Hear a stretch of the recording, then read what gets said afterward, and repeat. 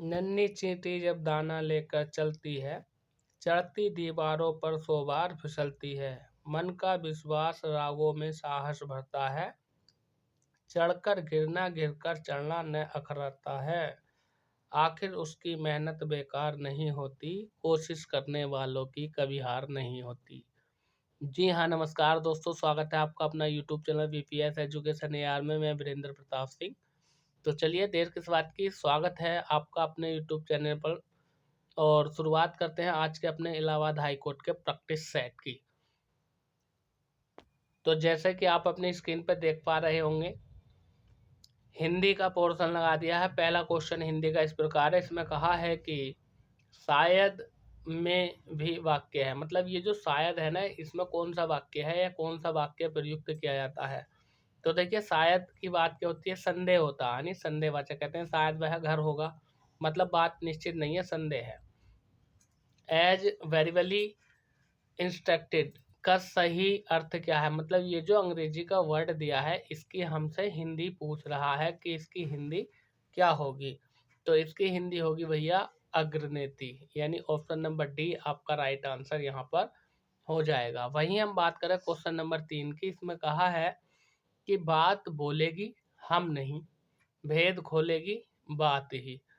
वाक्य यानी काव्य पंक्ति के रचनाकार हैं। मतलब ये जो रचना दी है कि बात बोलेगी हम नहीं, भेद खोलेगी बात ही, तो इसके लेखक कौन है, ये हमसे पूछा है। तो भैया शमशेर बहादुर सिंह है। ऑप्शन नंबर ए आपका राइट आंसर यहाँ पर हो जाएगा। नेक्स्ट क्वेश्चन की बात करें, क्वेश्चन नंबर 4, इसमें कहा कि वीर रस का स्थायी भाव क्या होता है। तो भैया वीर रस का स्थायी भाव होता है उत्साह। ऑप्शन नंबर बी आपका राइट आंसर हो जाएगा।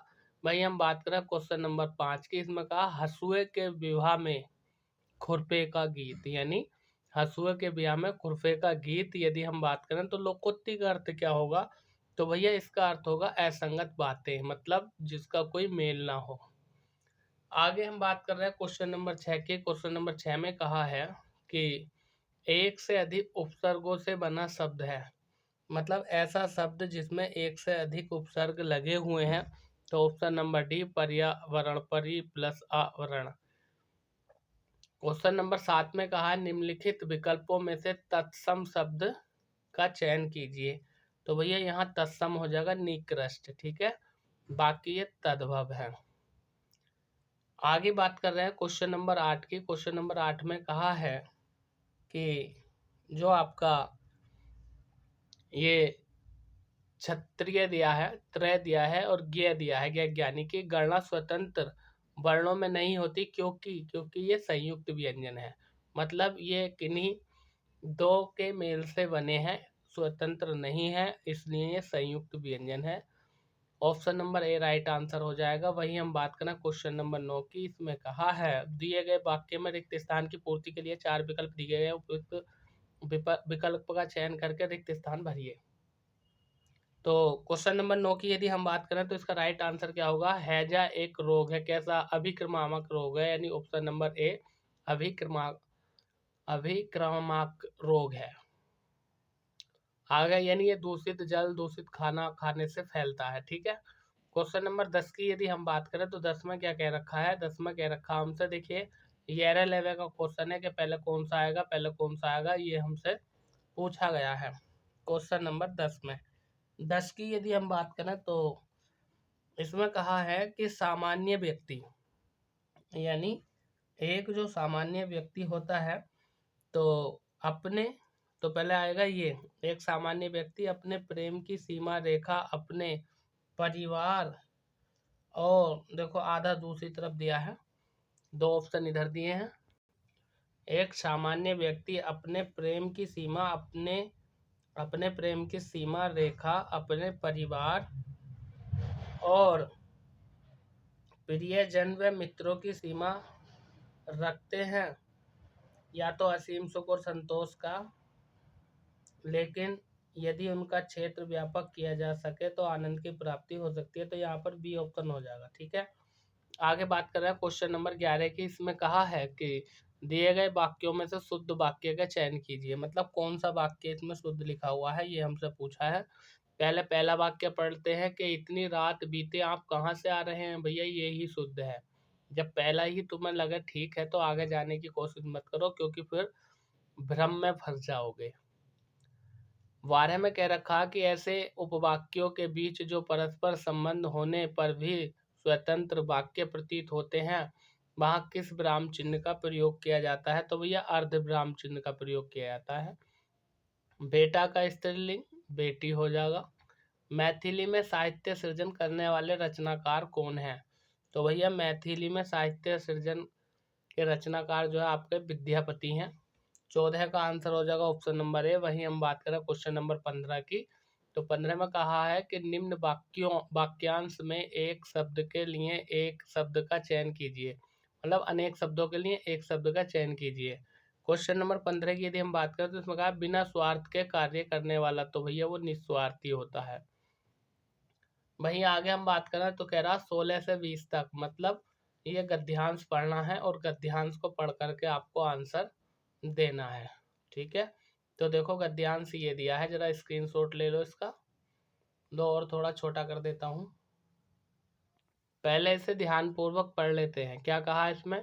डॉक्टर रामकुमार वर्मा ने ऐतिहासिक एवं समस्या मूलक एकांकी की रचना की है। उनके एकांकियों का मूल स्वर आदर्शवादी है। प्रेम, सेवा, उदारता, त्याग और बलिदान की भावनाओं से ओतप्रोत इस ऐतिहासिक एकांकी में भारत के अतीत गौरव को प्रस्तुत करते हुए राष्ट्रीयता की भावना को जगाने का प्रयास किया गया है। और समस्या मूलक एकांकी में वर्मा जी ने शिक्षित मध्यवर्गीय दंपतियों की अनेक समस्याओं, प्रेम, सेक्स, संदेह, दंप आदि के कथात्मक कथानक का विषय बनाया है, किंतु उनकी परिणति आदर्श में हुए, क्योंकि उनके एकांकी नायक अंततः अपनी पति के सम्मान की रक्षा करती हुई दिखाई पड़ती है, यथा रेशमी टाई की ललिता और एक्ट्रेस एकांकी की नायिका प्रभात कुमारी। अतिशय आदर्शवादिता के कारण वर्मा जी के एकांकी यथार्थ से दूर हो गए हैं पढ़ते हैं, किंतु एकांकी शिल्प की दृष्टि से वे हिंदी के युग के प्रवर्तक एकांकी में माने जाते हैं। आरंभ, कौतूहल, संकल्प, त्रय, चरम सीमा आदि त्वरित होने के एकांकी में बड़ी सूक्ष्मता के विद्यमान है। रंगमंचयता एवं अभिनेता के गुणों में भी उनकी एकांकी संपन्न है, यथा उनके समस्या के साथ साथ शिल्प की प्रेरणा भी विद्यमान है। वस्तुतः एकांकी कला को चरम सीमा यौवन पर पहुंचाने का श्रेय डॉक्टर रामकुमार वर्मा ने ही दिया है। अब क्वेश्चन करते हैं इससे। 16 में कहा है उक्त अवतरण का उपयुक्त शीर्षक क्या होगा। देखिए इसका जो शीर्षक है डॉक्टर रामकुमार वर्मा की एक एकांकी है। उक्त अवतरण में प्रयुक्त शैली क्या है। तो अवतरण के प्रयुक्त शैली की यदि हम बात करें तो आलोचनात्मक है। ठीक है, गद्यांश में से पढ़ के इन सबके आंसर मिल जाएंगे आपको। क्वेश्चन नंबर 18 में कह रहा है कि डॉक्टर रामकुमार वर्मा के एकांकियों का मूल स्वर क्या है, यानी आदर्शवादी। वही हम बात करें 19 में क्या कहा है, रंगमंचयता एवं अभिनेता की दृष्टि से वर्मा जी के एकांकी कैसे हैं। तो भैया वर्मा जी के एकांकी जो है वो सफल है, खुद उसमें कहा है। नहीं समझ में आ रहा तो पीछे से गद्यांश दोबारा पढ़ लेना, मैं कोई बेवकूफ़ थोड़ी हूँ, इसलिए तो मैंने गद्यांश पढ़ा था। क्वेश्चन नंबर 20 में क्या कह रखा है कि वर्मा जी की समस्या मूलक एकांकियों में चित्रण किया गया है शिक्षित मध्यवर्गीय दंपत्ति की समस्या का। ऑप्शन नंबर ए आपका यहाँ पर राइट आंसर हो जाएगा। नेक्स्ट बात करते हैं क्वेश्चन नंबर 21 में क्या कहा है, दिए गए शब्द के सही अर्थ का भेद का चयन कीजिए। ठीक है, यानी ये जो दो शब्द दिए हैं आपको, जो कि लिखा हुआ है क्या कि आसन और आसन, इनके अर्थ बताने हैं क्वेश्चन नंबर 21 में। तो देखिए पहले आसन का अर्थ होता है बिछोना और दूसरे का होता है निकट आया हुआ। वहीं हम बात करें क्वेश्चन नंबर 22 की, इसमें कहा है कि दिए गए शब्द के लिए उस विकल्प का चयन कीजिए जो संबंधित शब्द का अर्थ नहीं है, यानी अंक है। अंक का अर्थ क्या नहीं होता है क्वेश्चन नंबर 22 में। तो देखो अंक का गोद भी होता, संख्या भी होता, भाग्य होता, दैनंदिनी नहीं होता है, यही हमें बताना था। जंगम का विलोम शब्द है। तो देखिए जंगम का मतलब होता है चलने वाला, और न चलने वाला स्थावर, मतलब जो एक ही जगह हो। तो 23 का आंसर ऑप्शन नंबर ए। वहीं हम बात करें 24 की, इसमें कहा असुर का समानार्थी है। तो असुर का समानार्थी कौन हो जाएगा, राक्षस हो जाएगा क्या, यानी समान अर्थ रखने वाला। तो क्वेश्चन नंबर 24 का आंसर हो जाएगा ऑप्शन नंबर सी। भाई हम बात करें 25 की, तो इसमें क्या आनंद का पर्यायवाची है, तो भैया आनंद का पर्यायवाची हो जाएगा आपका प्रमोद। तो दोस्तों ये आपके 25 क्वेश्चन हिंदी के खत्म हो गए हैं। अगला जो सेशन है, अगले 25 क्वेश्चन हमारे अंग्रेजी के हैं। लहरों से डरकर नौका पार नहीं होती, कोशिश करने वालों की हार नहीं होती। क्वेश्चन नंबर 26 की यदि हम बात करें तो इसमें कहा है, 26 में हमसे कहा है कि which can be use with the following words, यानी बिहेव और अंडरस्टैंड और स्पेल्ट, मतलब निम्नलिखित शब्दों के साथ किसका प्रयोग किया जा सकता है ये हमें बताना। तो बिहेव मिस होता है व्यवहार करना, और अंडरस्टैंड होता है समझना, और स्पेल्ट माने होता है बर्तनी।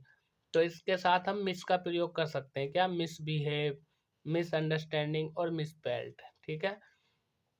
क्वेश्चन नंबर 27 में कहा fill in the blank with the correct preposition.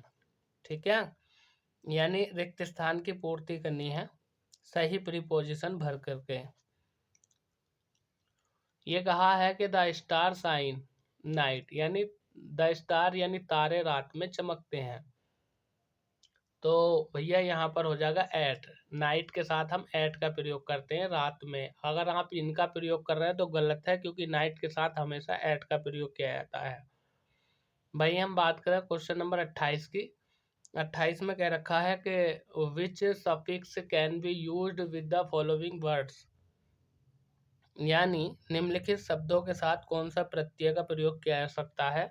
तो सफिक्स का मतलब होता है प्रत्यय, प्रीफिक्स का मतलब होता है उपसर्ग। ये जो हैप्पी वर्ड दिया है इसके साथ कौन से प्रत्यय का प्रयोग किया जा सकता है ये हमसे पूछा है क्वेश्चन नंबर 28 में। तो भैया यहाँ पर आपका इली का प्रयोग किया जा सकता है, ऑप्शन नंबर ए यानी हैप्पीली। आगे हम बात कर रहे हैं क्वेश्चन नंबर 29 की। इसमें क्या कहा है, चूज द इनकरेक्ट स्पेलिंग, मतलब किसकी स्पेलिंग इनकरेक्ट है, किसकी स्पेलिंग गलत है, ये हमसे पूछा है क्वेश्चन नंबर 29 में। तो भैया गैलरी की स्पेलिंग ये गलत है, बाकी फ्रीडम, वेब, फ्लैग की स्पेलिंग ठीक है। फ्रीडम का मतलब होता है स्वतंत्रता, और फ्लैग का मतलब होता है झंडा, और वेब का मतलब होता है लहर। इसमें हमसे कहा विच इज द एडजेक्टिव, ओहो, which is the adjective in the given sentence, मतलब ये जो वाक्य दिया है, दिए गए वाक्य में कौन सा विशेषण है ये हमसे पूछा गया है। तो यदि मैं बात करूं, वाक्य दिया है Alwar is a small city, यानी अलवर जो है एक छोटा शहर है। तो उसकी विशेषता क्या है, छोटा यानी स्मॉल, तो यही आपका एडजेक्टिव है जो विशेषता बताता है, वो एडजेक्टिव कहलाता है। 31 में कहा choose the option that is nearly the same in meaning, यानी ये जो दिया है बैग, ठीक है, इसका सेम अर्थ रखने वाला कौन सा मीनिंग होगा। तो क्वेश्चन नंबर 31 की यदि हम बात करें तो इसका हो जाएगा ऑप्शन नंबर ए यानी रिक्वेस्ट। बैग माने होता है मांगना, या हम कह सकते हैं भीख मांगना। और मांगना था, जब आदमी मांगता है तो क्या करता है, अनुरोध करता है, तो अनुरोध करना है, रिक्वेस्ट करना, ये हो जाएगा।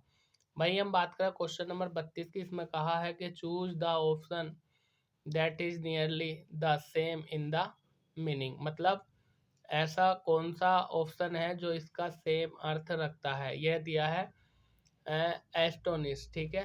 तो सबसे पहले तो ये पता होना चाहिए क्वेश्चन नंबर 32 में जो एस्टोनिश दिया है इसका अर्थ क्या होता है। इसका अर्थ होता है आश्चर्यचकित।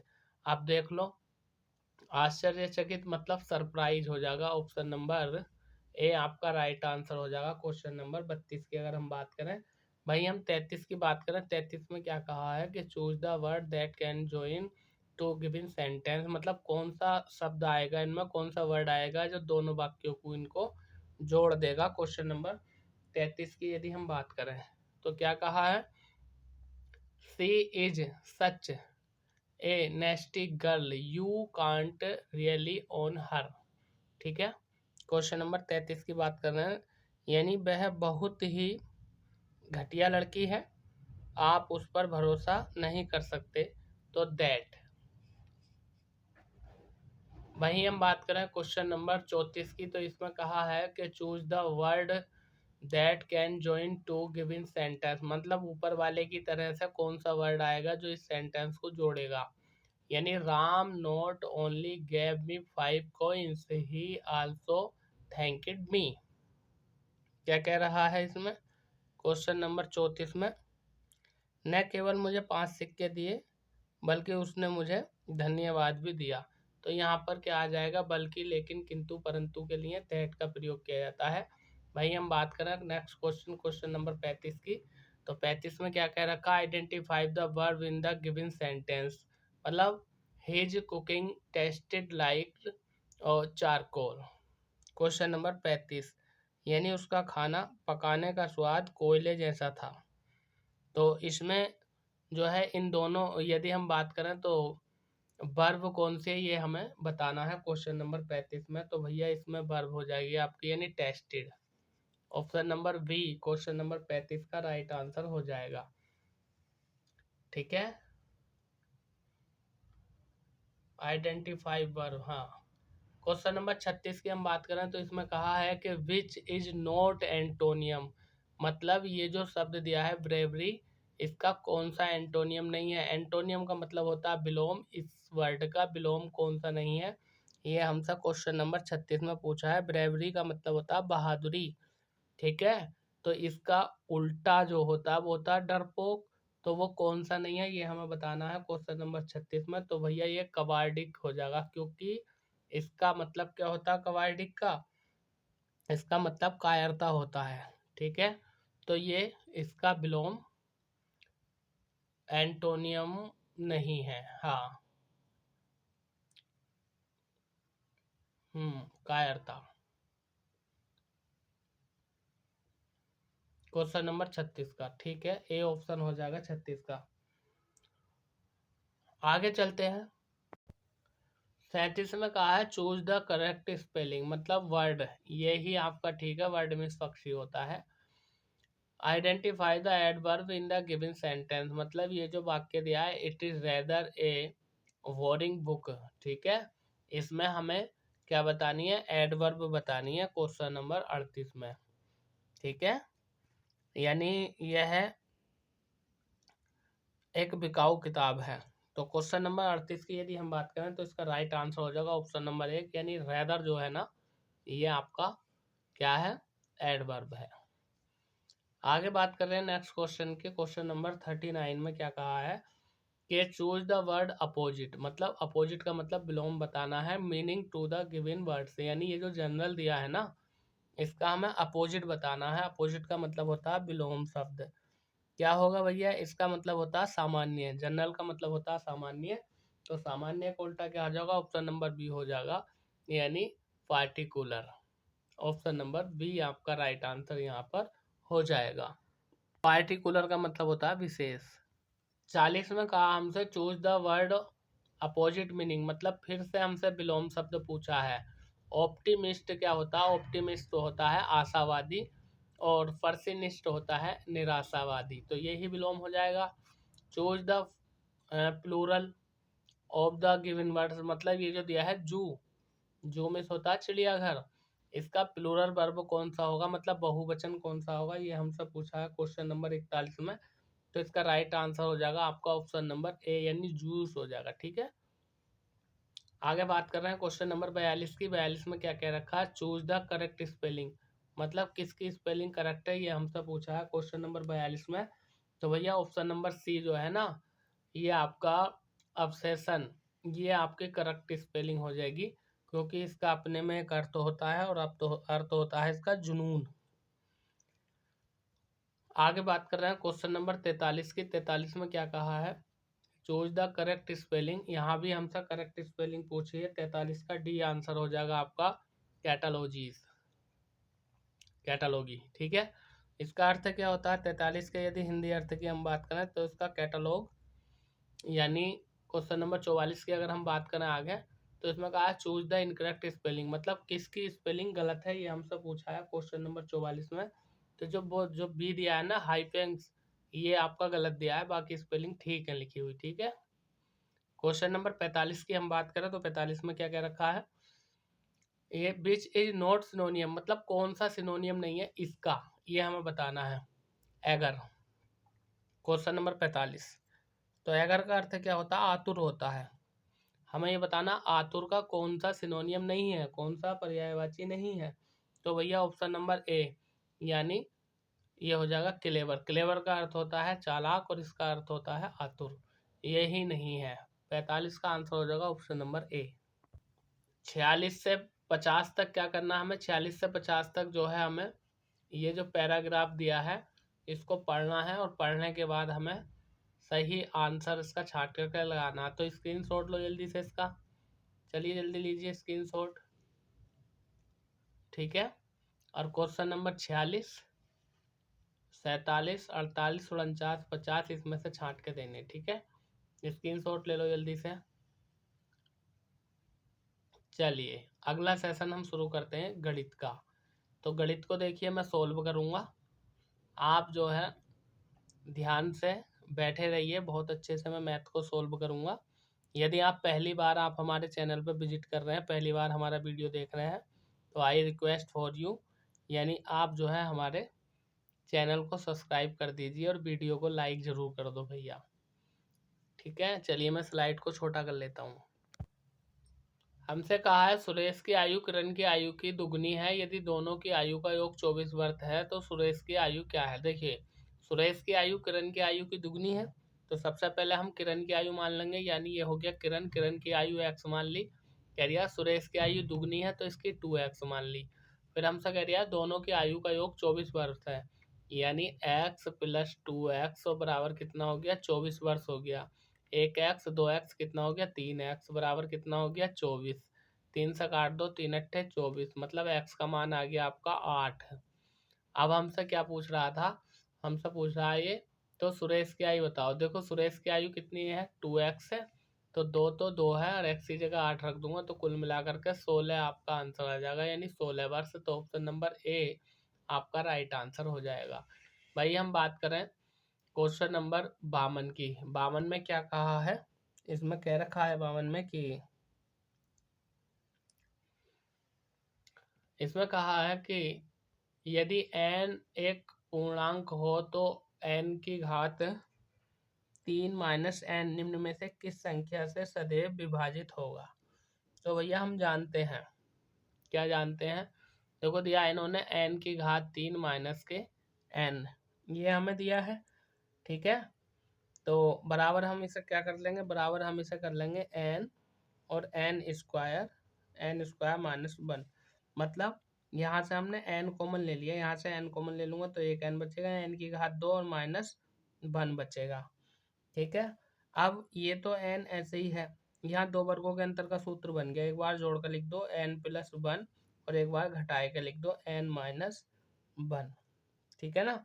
अब यदि हम बात करें यहाँ पर, तो आगे क्या इक्वेशन बन सकती है, इक्वेशन ये बन सकती है कि ये जो है आपका n की घात 3 माइनस n, ये हमेशा 6 से विभाजित हो जाएगा, इससे आगे को तो जाएगा ही नहीं ये, तो आपका आंसर 6 हो जाएगा, ठीक है।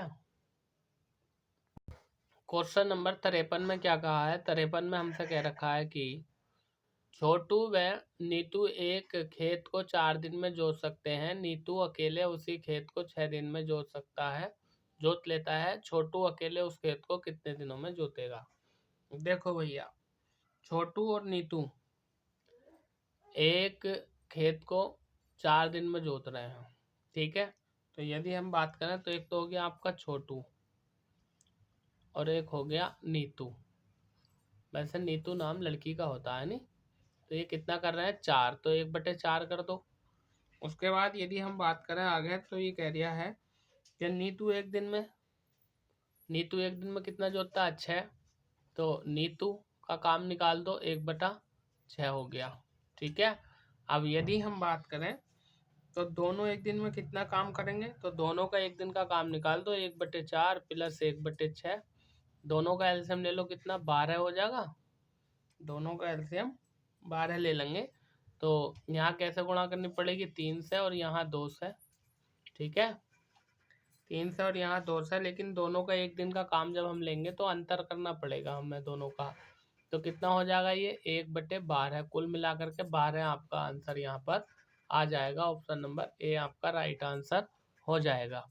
नेक्स्ट क्वेश्चन की हम बात करें, नेक्स्ट में क्या कह रखा है, ये कह रखा है कि 15, 18, 36 और 144 का लघुत्तम समवर्ती बताइए। लघुत्तम समापवर्तीय की यदि हम बात करें तो हमसे पूछ रहे हैं में से। तो भैया लैसे कैसे निकालेंगे, 15 के टुकड़े करो 3 गुणा 5 हो जाएंगे, 18 के टुकड़े करो तो 18 के टुकड़े कितने हो जाएंगे, यानी 2 गुणा 3 गुणा 3 यानी 2 तिया 6 36 18। वहीं आगे दे रखा 36, तो 36 के टुकड़े करो, 36 के टुकड़े क्या हो जाएंगे 2 गुणा 2 गुणा 3 गुणा 3। ठीक है, यानी दो दूनी 4 4 तिया 12 12 तिया 36। फिर एक संख्या दी है 144 144। ठीक है, तो 144 के टुकड़े क्या हो जाएंगे, देखो 3 2 गुणा 2 गुणा 2 गुणा 2 गुणा 3। अब लेस है लिखना है तो सब में से छांट के लिख दो, पहले तो जोड़े लिख दो और जो बचेंगे वो सब मिल दो, कुल मिलाकर के 720 आपका आंसर आ जाएगा ऑप्शन नंबर डी। ये कह रहा है निम्नलिखित में से कौन सा बढ़ते हुआ क्रम सही है, बढ़ता हुआ क्रम कौन सा सही है। तो क्वेश्चन नंबर 55 की यदि हम बात करें तो पहले 5/7 आएगी, फिर 9/11, फिर 7/8, 5/7 9/11 और 7/8, यानी ऑप्शन नंबर ए आपका ठीक है। आगे क्या रखा हमसे नेक्स्ट क्वेश्चन में कि निम्नलिखित में से कौन सी संख्या इकाई के स्थान पर न होगी जबकि किसी संख्या का वर्ग किया जाए। ठीक है, तो जब हम किसी संख्या का वर्ग करते हैं तो इकाई के स्थान पर 2 नहीं हो सकता। ऑप्शन नंबर सी, किसी भी संख्या का वर्ग करके देख लो, इकाई के स्थान पर 1 भी आ जाता है, 0 भी आ जाता है, 9 भी आ जाता है, लेकिन 2 नहीं आता है। आगे कह रखा है 1/2 माइनस 1/2 किसके बराबर है। ठीक है, तो देखियो भैया 1/2 दिया है और -1/2 दिया है, तो हम कैसे करेंगे इसे, अरे 1/2 को हम लिख लेंगे केवल 2 और 2 का वर्ग करेंगे 1/2, तो कुल मिलाकर के √2 आ जाएगा। ये करने का सवाल था नहीं वैसे तो।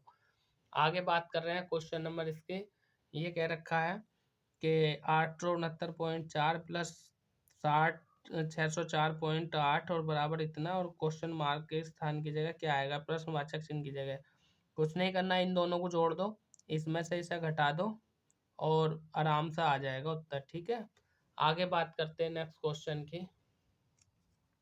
नेक्स्ट क्वेश्चन में क्या कहा है, क्वेश्चन नंबर 69 में 69, हाँ 59 में क्या कह रखा है 59 में, इसमें कहा है कि एक व्यापारी किसी वस्तु को 27 रुपये में खरीदता है और उसको उसके क्रय मूल्य के 10% के बराबर लाभ पर बेचता है, वस्तु का विक्रय मूल्य कितना होगा। देखो भैया, वस्तु का क्रय मूल्य कितना दिया है इन्होंने, कितने रुपए में बेच दिया वो 27 रुपये में, तो क्रय मूल्य कितना दिया है इन्होंने 27 रुपये दिया है। ठीक है, अब इसका लाभ निकाल लो, जब इसका हम लाभ निकालेंगे तो वो कह रहा है 10% के लाभ पर बेचता है। ठीक है ना, बराबर, तो कैसा हो जाएगा 27 गुणा 10 और बटे 100। ठीक है, देखो 10 ही के अंदर 10 × 100, तो कुल मिलाकर हो जाएगा 27/10, और यदि हम बात करें 10 से भाग देंगे तो 2.7 आ जाएगा। ठीक है, अब हमसे कह रहे हैं वस्तु का विक्रय मूल्य बताओ। तो विक्रय मूल्य क्या होता है, वस्तु का जो विक्रय मूल्य होता है वो होता है क्रय मूल्य और प्लस लाभ, ये होता है। ठीक है, क्रय मूल्य कितना है 27 रुपये और लाभ कितने का हुआ 2.7 का, तो कुल मिलाकर के इसके बाद 0 ले सकते हैं, कोई फर्क नहीं पड़ेगा, तो ये हो जाएगा 27 और 2 29, यानी 29.7 कह दो या 70 पैसे कह दो। अब देख लो ये कहाँ पर दे रखा है आपका, ऑप्शन नंबर ए में दे रखा है। आगे क्वेश्चन नंबर 60 में क्या कहा है, किसी संख्या के 2/5 के 1/3 का 1/4 15 है, उस संख्या का 40% कितना होगा। ठीक है, तो देखो भैया संख्या मान ली हमने, क्या एक्स मान ली, संख्या हमने एक्स मान ली। ये कह दिया एक्स का 2/5 यानी गुणा 2/5 गुणा उसका 1/3 यानी 1/3 गुणा उसका कितना कह दिया है 1/4 यानी 1/4 बराबर कितना है 15 है। देखो 2 × 2 2 दूनी 4, तो कुल मिलाकर के कितना हो गया, ऊपर इसकी गुणा करेंगे यानी x बटे 5 दिया 15 और 15 दूनी 30 आ गया, और बराबर कितना दिया है 15, भाग में चल गया गुणा में पहुंच जाएगा यानी x बराबर 15 दिया 45, 450 कहाँ दे रखा 450, रुक जाओ, 450 तो इन्होंने कहीं नहीं दिया। अच्छा हाँ 450 ये आ गया। फिर हमसे वो ये भी तो कह दिया उस संख्या का 40% कितना होगा, ठीक है। तो 450 देखो 450 का 40%, 40/100, देखो एक दो जीरो कट गया। अब 45 चौक कितने होते हैं, 45 चौक होते हैं 180। अब देख लो 180 कहाँ दिया है, ये दिया ऑप्शन नंबर डी में, यही आपका राइट आंसर हो जाएगा। नेक्स्ट क्वेश्चन की तरफ चलते हैं। 61 में कह रखा है प्रथम 50 प्राकृतिक संख्याओं का औसत कितना होगा। इसके लिए एक फार्मूला होता है कि n+1/2, ठीक है। n का मान कितना है 50 कह रखा ना प्रथम 50 संख्या का, तो कितना हो जाएगा 50 + 1/2, ठीक है। ये 50 है, 50 + 1/2 कुल मिलाकर के 51/2 हो गया। और जब 51 को मैं भाग दूंगा तो कितना हो जाएगा 25.50 हो जाएगा, ठीक है ना। 51 का आधा तो कहाँ दे रखा, ऑप्शन नंबर बी में दे रखा। आगे क्वेश्चन नंबर 62 में कह रहा कितने वर्षों में 12% वार्षिक दर से 3000 का साधारण ब्याज 1080 हो जाएगा, कितने वर्षों में। देखो हम जानते हैं साधारण ब्याज यानी सिंपल इंटरेस्ट की यदि हम बात करें तो हमारे पास फार्मूला क्या होता है, फार्मूला होता है P×R×T/100। P मूलधन होता है, R दर होती है और T4 होता है टाइम। सबके मान दे दो, मान रख दो सबके, कितने के रखा है 1080 3000, ठीक है। तो देखो इनके मान रख देंगे, P का मान कितना हो गया 3000 हो गया, P का मान 3000 हो गया, R का मान 12% हो गया, T का मान हमें ज्ञात करना है। तो करो भाई, देखो इधर तो रख लेंगे 1080 दिया है हमें, बराबर 3000 गुणा 12 और गुणा T का मान हमें निकालना है और सबके बटे 100, 1 2 1 2 2 जीरो कट गए। अब यदि हम बात करें तो कुल मिलाकर के जब इसे हम काटेंगे, कुल मिलाकर के ये हो जाएगा आपका T बराबर 1080 और बटे आ जाएगा आपका 30 बचा और गुणा 12 बचा, ठीक है। इससे इसे काट दो और ये कितने दिया 108 होते हैं, कुल मिलाकर के इससे इसे काटेंगे तो आपका टी का मान 3 आ जाएगा, ठीक है। यानी टी बराबर कितना आ गया 3, और यही आपका आंसर है, ठीक है। टाइम पूछ रहा था यानी समय पूछ रहा था, तो 3 बार ऑप्शन नंबर ए। आगे हमसे बात कर रखा है क्वेश्चन नंबर 63 में। 63 की परिभाषा थोड़ी लंबी दी है लेकिन पढ़ लीजिए, हो जाएगा आराम से। क्या कह रखा, ध्यान दीजिए इसमें। 63 में कह रखा है कि हमसे एक मोटरसाइकिल सवार 50 किलोमीटर प्रति घंटा की गति से 2.5 घंटे तक यात्रा करता है, उसी नवयुवक को से भरी एक कार 80 किलोमीटर प्रति घंटा की चाल से उसे पार कर जाती है। उस कार को पार करने के लिए मोटरसाइकिल सवार अपनी चाल बढ़ाकर 70 किलोमीटर प्रति घंटा कर देता है, परंतु एक सही मतलब 1.5 घंटे बाद उसकी कार को पार कर पाता है। कुल 4 घंटे के समय में उसने कितनी दूरी तय की, ठीक है। कितनी दूरी तय की, तो लो दूरी लिख दो, कितनी दी है सारी संख्या देखो 50 किलोमीटर है। 50 किलोमीटर को कितनी गति से चल रहा है ये, यानी 2.5 यानी 2 सही 1/2, तो इसका मतलब हो जाएगा 2.5 हो जाएगा, गुणा ये हो गया आपका 2.5 प्लस आगे क्या कह रखा, आगे वो ये कह रखा है कि 70 किलोमीटर को कितने से चल लिया है, वो 70 किलोमीटर को चल लिया है आपका 1.5 से, 1.5 ये रखा है।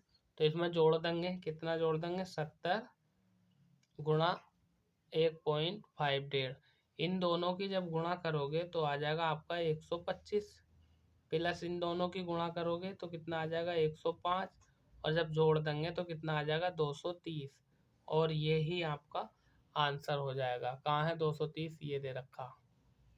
नेक्स्ट क्वेश्चन की बात करते हैं, क्वेश्चन नंबर 64। 64 में क्या कहा है? 64 में कह रखा है कि एक रेखा पर कम से कम कितने विभिन्न बिंदु हो सकते हैं।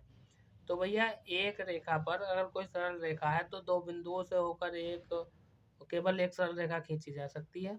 दो बिंदुओं से तो आपका ये हो जाएगा नहीं, यानी मान लो एक बिंदु ये है और एक बिंदु ये है, दोनों को मिला दिया। ठीक है, आगे बात कर रहे हैं क्वेश्चन नंबर 65 की। 65 में क्या कह रखा है, जरा ध्यान दीजिए इधर।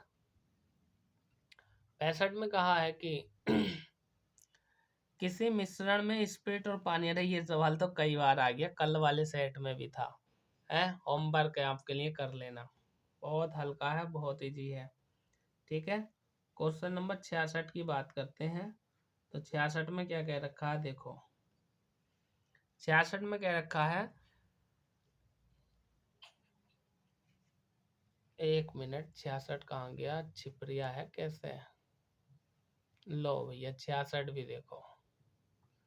66 में कहा है किसी घनाभ के 3 संगल तलों के पृष्ठीय क्षेत्रफल पी क्यू आर है, उसका आयतन कितना होगा? अरे अंडर रूट में पी क्यू आर आ जाएगा। ऑप्शन नंबर डी आपका राइट आंसर हो जाएगा।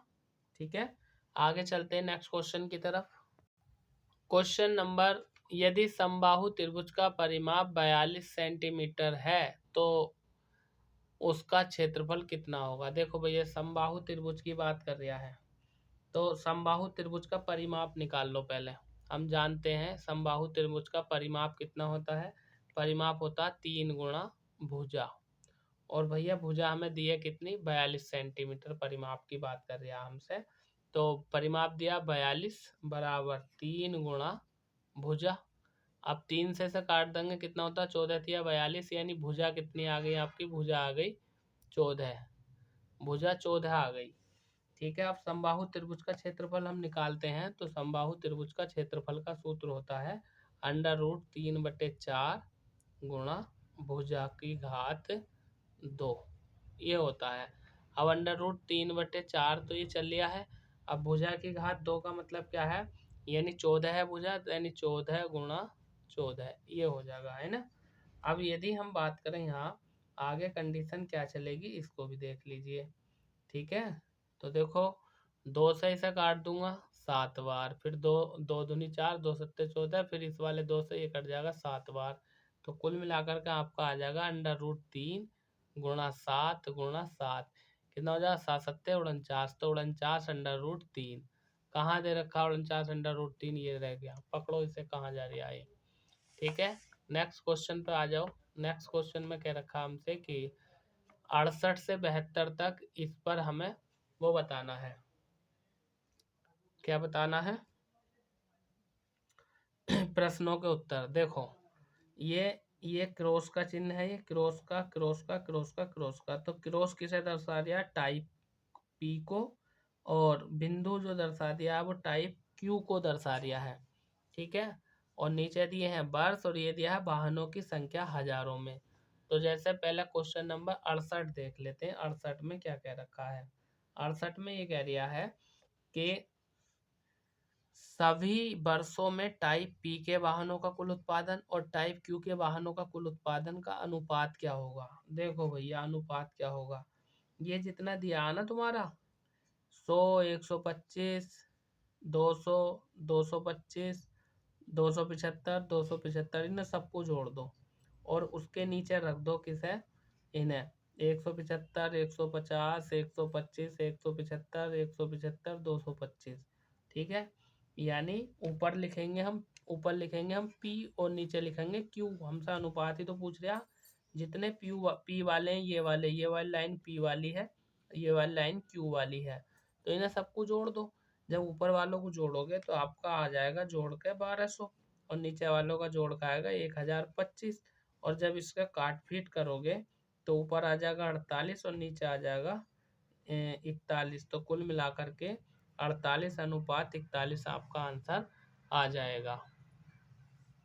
क्वेश्चन नंबर 69 में क्या कह रखा है, जरा ये भी देख लो। 69 में कह रखा है कि वर्ष 2013 और 2015 में टाइप पी के वाहनों का कुल उत्पादन 14 और 18 के टाइप क्यू के उत्पादनों का कुल कितना प्रतिशत था। इसमें क्या करना है भैया, टाइप पी के वाहनों का औसत निकाल लो, ठीक है ना। मतलब ये जो टाइप पी है, पी का हमने जोड़ा भी कितना आया था, 1200 आया था। पी का कितना है, 1200, और टोटल है कितने, 1 2 3 4 5 6 हैं, बटे 6, तो कितना आ जाएगा, 6 से भाग दूंगा तो 200 आ जाएगा। हमसे कह दिया था कि दो, हाँ किस में अधिक है ना। तो देखो हमें यहाँ पर दिख रहा है कि 16 17 और 18 में टाइप पी के वाहनों का उत्पादन सभी वर्षों से टाइप पी के वाहनों के उत्पादन से ज़्यादा है, ठीक है। और कितना ज़्यादा है,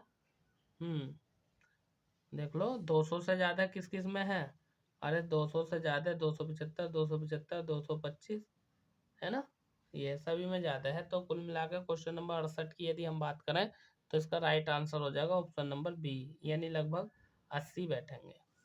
वहीं हम बात करें क्वेश्चन नंबर 70 की, तो भैया इसी में से छांट के करने हैं आपके, और ये कहाँ तक करने हैं आपको, 72 तक करने हैं, ठीक है। कर लेना, लीजिए स्क्रीनशॉट ले लीजिए 72 तक, उसी में से छांट के करने हैं। अब मैं आ जाता हूँ क्वेश्चन नंबर 73 पे।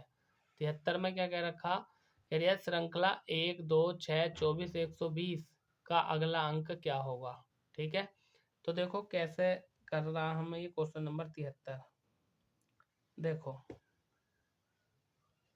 ये दे रखा है इन्होंने क्या, कि 1 2 6 24 और 120, यहाँ पर क्या आएगा ये बताना हमें। देखो एक को 2 से गुणा करी, 1 दूनी 2, 2 को 3 से गुणा करी, 2 तिया 6, 6 को 4 से गुणा करो, 24 चौका इसे, ये 24 पंजे 120। अब 120 को 6 से गुणा कर दूंगा, 120 गुणा 6 तो कितना आ जाएगा, 720 आ जाएगा, ठीक है। लो यहाँ को लिख दो 720, मतलब पहले 2 से गुणा, फिर 3 से गुणा, फिर 4 से गुणा, फिर 5 से गुणा, फिर 6 से गुणा, हो जाएगी 120 गुणा 6, 720 आ गया, ऑप्शन नंबर सी। आगे हमसे क्या कह रखा क्वेश्चन नंबर 74 में, 74 में इसने हमसे कहा है कि 280 का 70% कितना होगा, ठीक है। 280 का 70%, तो ये हो गया 280 का 70%, लो जी बटे में 100 आ जाएगा, 1 2 1 2। अब क्या करना, 28 को 7 से भाग करनी है, 28 सत्ते कितने होते हैं, 196 होते हैं, देख लो कहाँ है 196, ये ऑप्शन नंबर सी। मैथ का अंतिम क्वेश्चन नंबर 75, हमसे क्या पूछ रहा, औसत पूछ रहा भैया, बड़ा ही सिंपल क्वेश्चन है। क्या करना है, इन सबको जोड़ दो, जोड़ने के बाद जितनी संख्या है उन्हें भाग दे दो। देखो क्या रखा, 232 149 208 301 399 और 415, इन सबको जब मैं जोड़ूंगा तो जोड़ने के बाद आ जाएगा मेरा 1704। कितनी संख्या है, 1 2 3 4 5 6 बटे 6, 1704 को जब मैं 6 से काटूंगा भाग दूंगा तो 284 आ जाएगा, और यही आपका आंसर है ऑप्शन नंबर बी में, ठीक है। आगे चले, अगला सेशन सामान्य ज्ञान का हमारा, देखिए 43 मिनट में 75 क्वेश्चन खत्म कर लिए, अब 10 15 12 13 मिनट में खत्म करने हैं ये।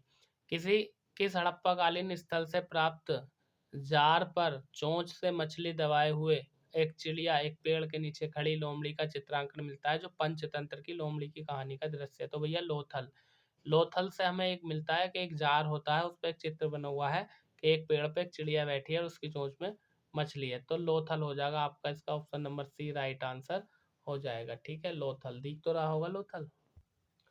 भाई हम बात करें क्वेश्चन नंबर 77 की, तो इसमें क्या है, ऋग्वेद आर्य पुजारी लोग थे, मतलब ऋग्वेदिक आर्य जो थे वो पुजारी लोग थे। तथ्य से पुष्टि इस तथ्य से पुष्ट होता है कि कौन सा है, ऋग्वेद में गाय को अनेक संदर्भ है, बिल्कुल, अधिकांश युद्ध गायों के लिए लड़े गए थे, ये बात भी ठीक है। पुरोहितों को दिए जाने वाला उपहार गाय प्राय गाय होती थी, ना कि जमीन। उपरोक्त सभी, ये सभी ठीक है, ठीक है। क्वेश्चन को पढ़ो एक बार दोबारा, आपकी समझ में आ जाएगा। 77 का आंसर ऑप्शन नंबर डी होगा। वहीं हम बात करें क्वेश्चन नंबर 78 की, तो कह रहा कि पूरे भारत से पूरे दक्षिण पूर्व एशिया में बौद्ध मत के प्रसार को वर्णित करने के लिए किस शब्द का प्रयोग किया गया था। तो भैया बौद्ध मत को प्रसारित करने के लिए किस शब्द का प्रयोग किया गया था, क्वेश्चन नंबर 78 की यदि हम बात करें तो इसका राइट आंसर हो जाएगा ऑप्शन नंबर बी, यानी सांस्कृतिक प्रसार था ये, ठीक है। आगे हम बात कर रहे हैं क्वेश्चन नंबर 79 की। 79 में हमसे कह रखा है क्या कि कौन सा युग्म सुमेलित नहीं है। नहीं वाला ध्यान दो भैया, कौन सा सुमेलित नहीं है वो हमसे पूछा है 79 में। तो भैया अंग की विजय किस, अंग महाजनपद था, अंग महाजनपद की विजय बिंबिसार ने की थी, ठीक है। वैशाली की अजातशत्रु ने की थी, ये भी ठीक है। और अवंती की शिशुनाग ने की थी। सूरसेन की विजय, ओहो काला शोक गलत दे दिया, काला शोक तो था भी नहीं, यही गलत दे दिया, ठीक है। और हमसे गलत वाला ही पूछ लिया था, कौन सुमेलित नहीं है। क्वेश्चन नंबर 80 की यदि हम बात करें तो 80 में कहा है कि जो आपका हड़प्पा का स्थल है किस नदी के तट पर था। हड़प्पा जो है वो रावी नदी के तट पर था। तो ऑप्शन नंबर डी आपका राइट आंसर यहाँ पर हो जाएगा। वही हम बात करें क्वेश्चन नंबर 81 की। 81 में कहा है कि रबी की फसलों को बोया जाता है। मतलब इस समय हम बात करें, सर्दियों का टाइम चल रहा तो रबी की फसलें चल रही हैं। अब तुम लगा लो ये फसलें कब बोई गई थी। तो 81 का आंसर हो जाएगा आपका ऑप्शन नंबर, यानी अक्टूबर नवंबर तक ये आपकी बो दी जाती है, ठीक है। कभी कभी मौसम के अनुसार आगे पीछे हो जाता है धान की खेती, यदि लेट होती है तो लेट हो जाता है, ठीक है। आगे क्वेश्चन नंबर 82 की यदि हम बात करें तो 82 में कह रखा है कि निम्नांकित में से कौन सा कथन असत्य है, मतलब गलत वाला हमें बताना है, ठीक है। कौन सा गलत है। क्वेश्चन नंबर 82 में हमसे ये पूछा है, तो पढ़ के देख लीजिए। लंबाई की दृष्टि से सबसे छोटा रेल मार्ग उत्तर पूर्वी सीमांत है, सही बात है। सर्वाधिक राज्यों में फैला रेलवे क्षेत्र उत्तरी क्षेत्र है, ये भी ठीक है। सबसे कम राज्यों में फैला रेलवे क्षेत्र उत्तर पूर्वी है, ये भी ठीक है। जब ऊपर के तीन ठीक है तो चौथा ही गलत होगा, पढ़ो या मत पढ़ो, क्योंकि जब तीन सही है तो एक तो आंसर होगा ही। तो डी आपका आंसर है, ये सही नहीं है। वही हम बात करें क्वेश्चन नंबर 83 की। 83 में कहा कि भारत में प्रतिवर्ष किस देश की जनसंख्या के बराबर वृद्धि हो रही है। तो भैया ऑस्ट्रेलिया की बराबर प्रति एक वर्ष जो है भारत में वृद्धि हो रही है। और इस समय वर्तमान में जनसंख्या के हिसाब से भारत विश्व का नंबर 1 देश है, यानी सबसे ज़्यादा जनसंख्या इस समय भारत में है, अपने भारत में। भारतीय संविधान द्वारा प्रदत्त निम्न में से कौन सा अधिकार गैर नागरिकों को भी उपलब्ध होता है। मतलब भारतीय संविधान के अनुसार कौन सा अधिकार है जो भारत के लोग नहीं है उन्हें भी प्राप्त होता है। क्वेश्चन नंबर 84 में हमसे ये पूछा है, तो इसका राइट आंसर हो जाएगा ऑप्शन नंबर वी, यानी अभिव्यक्ति की स्वतंत्रता, यानी बोलने की तो स्वतंत्रता है ना उन्हें, बाकी वो संविधान के अधिकार नहीं ले सकते, देश के किसी भाग में घूम नहीं सकते, संपत्ति का अर्जन नहीं कर सकते, है कि नहीं है। तो ऑप्शन नंबर बी आपका राइट आंसर हो जाएगा क्वेश्चन नंबर 84 का। 85 में हमसे कहा कि भारत के लिए डोमिनियन, एक मिनट, भारत के लिए डोमिनियन स्थिति संविधान के प्रारूपण का प्रथम प्रयास किसकी प्रतिक्रिया से किया गया था। तो भैया डोमिनियन स्टेट के दर्जे की बात कर रहे हैं क्वेश्चन नंबर 85 की, तो इसका तो मोंटेग्यू चैम्सफोर्ड सुधार हो जाएगा ऑप्शन नंबर सी। यानी क्वेश्चन नंबर 86 की हम बात करें, इसमें कह रहे हैं निम्नलिखित में से किस एक स्थान पर सिलचर और पोरबंदर को जोड़ने वाला पूर्व पश्चिम मार्ग तथा श्रीनगर और कन्याकुमारी को जोड़ने वाला उत्तर दक्षिण मार्ग एक दूसरे को कहाँ काटते हैं, झांसी में काटते हैं। मतलब ये इधर से आ गया और ये इधर से, तो यहाँ बीच में जो काट रहे हैं झांसी में काट रहे हैं, ठीक है।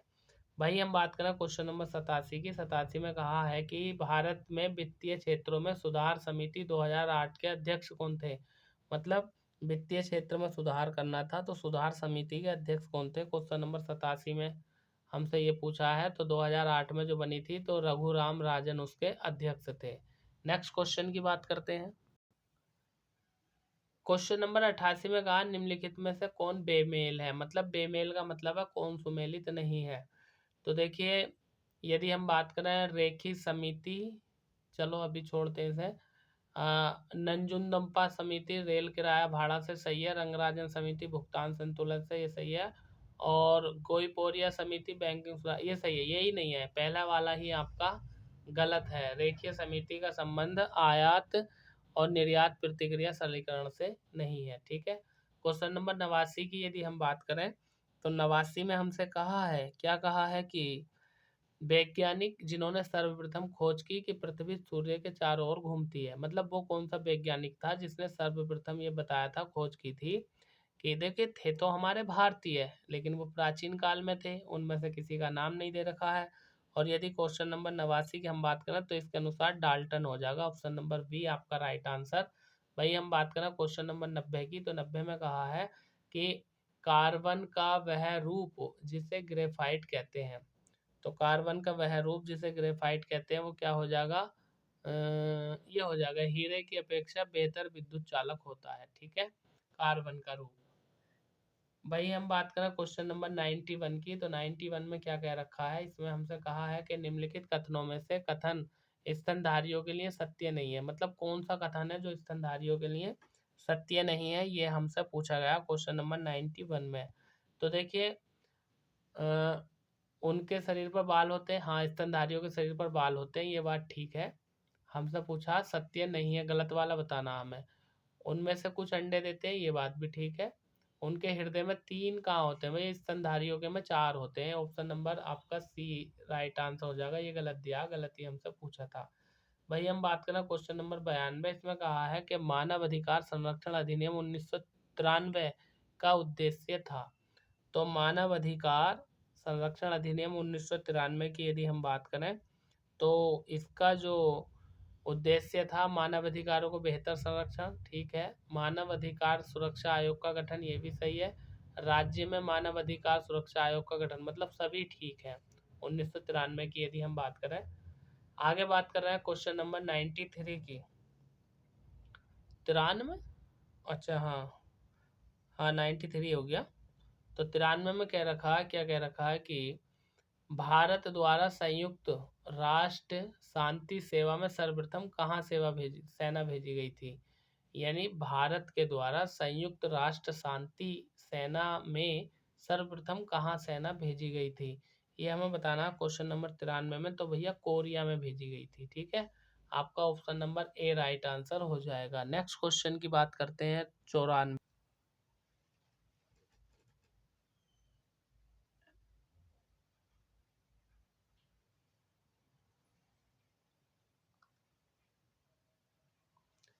94 में हमसे कहा है कि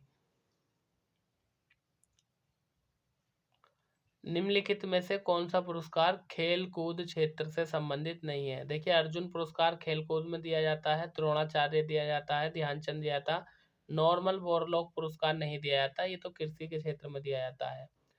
क्वेश्चन नंबर 95 में कह रहा है एल क्रॉस ग्रेल तथा लेडी है। ये जो एल क्रेस है, एल क्रॉस और ग्रेल है और लेडी है, ये क्या है, ये हमें बताना क्वेश्चन नंबर 95 में। तो ये भैया जो है आपके नासा द्वारा भेजा गए चंद्र अन्वेषण मिशन है। मतलब नासा के द्वारा जो चांद पर मिशन भेजे गए थे ना, ये वो है, उनके नाम है ना। आगे बात कर रहे हैं क्वेश्चन नंबर 96 की। तो 96 में कहा है, क्या कहा है कि केंद्र सरकार ने 1 नवंबर 2018 को किस राज्य में स्थित झारसुगड़ा हवाई अड्डे का नाम बदलकर वीर सुरेंद्र साई हवाई अड्डा झारसुगड़ा करने की स्वीकृति दी। तो 2018 का करंट का क्वेश्चन है, यदि हम बात करें क्वेश्चन नंबर 96 की, तो इसका ऑप्शन नंबर सी हो जाएगा। ओडिशा में था झारसुगड़ा हवाई अड्डा, उसका नाम बदलकर वीर सुरेंद्र भाई हवाई अड्डा कर दिया है। आगे बात करें क्वेश्चन नंबर 97 की, इसमें कहा अमेरिकी फर्म रॉयल कॉरपोरेशन द्वारा 1 नवंबर 2018 को लॉन्च किए गए विश्व के पहले कॉमर्शियल फोल्डेबल स्मार्टफोन का नाम क्या था। तो भैया अगर क्वेश्चन नंबर 97 की बात करें तो उसका था फ्लैक्स पाई। आगे हम बात कर रहे हैं क्वेश्चन नंबर 98 की। 98 में क्या कहा है कि किस देश के विपक्षी नेता शेख अली सलमान को 4 नवंबर 2018 को कतर की जासूसी के आरोप में आजीवन कारावास की सजा सुनाई गई थी। तो भैया ये सुनाई गई थी, बहरीन के नेता थे। ठीक है, आगे बात कर रहे हैं क्वेश्चन नंबर 99 की, और लो जी 100 भी ले लो। तो देखिए 99 में कहा किस राज्य सरकार ने 3 नवंबर 2018 को सेवानिवृत्त विमान वाहक पोत INS विराट को एक तैरते हुए संग्रहालय में बदलने की मंजूरी दी। ठीक है, किस राज्य ने, ये हमसे पूछा है, तो भैया वो था महाराष्ट्र। अंतिम क्वेश्चन की बात करते हैं, क्वेश्चन नंबर 100 की बात करते हैं। इसमें क्या कहा है, काम ऐसा करो कि एक पहचान बन जाए, हर कदम ऐसा चलो कि एक निशान बन जाए। अंतिम क्वेश्चन चाहे जो भी हो वो मैं देता हूँ आपको होमवर्क। कमेंट बॉक्स में आपको बताना है कि क्वेश्चन नंबर 100 का आंसर क्या है। दोस्तों यदि ये वीडियो आपको पसंद आया हो और आप पहली बार हमारे चैनल पर जुड़े हैं तो चैनल को सब्सक्राइब कर दो, और प्लीज़ मुझे ज़रूरत है इस समय आपके एक सब्सक्राइबर की, तो आप मेरी हेल्प यदि करना चाहते हैं तो वीडियो को अपने सभी यार दोस्तों में शेयर कर दीजिए। कर भला तो हो भला, यदि आप किसी का भला करेंगे तो आपका भला भी अवश्य ही होगा। तो मेरा नाम वीरेंद्र प्रताप सिंह है, मैं आपके उत्तर प्रदेश के डिस्ट्रिक्ट मुरादाबाद का रहने वाला हूँ। आप हमें कहाँ से देख रहे हैं कमेंट बॉक्स में अपनी राय बताइएगा कि ये प्रैक्टिस सेट आपको कैसा लगा। और अब इलाहाबाद हाई कोर्ट का समय ज़्यादा दूर नहीं है, डेट आपको पता चल गई होगी, तो ज़्यादा से ज़्यादा ज़रूरत है इस समय आपको प्रैक्टिस सेट निकालने की। तो चैनल को सब्सक्राइब करो, वीडियो को लाइक करो और अपने सभी यार दोस्तों में शेयर करो। जितने सोशल मीडिया की साइट हैं, व्हाट्सअप, फेसबुक, इंस्टाग्राम, सब पर शेयर कर दो क्लास को। प्लीज़ प्लीज़ आई रिक्वेस्ट, मेरे भाई मेरे बहन, इतना काम मेरे लिए कर दीजिए। कर भला तो हो भला। थैंक यू, धन्यवाद।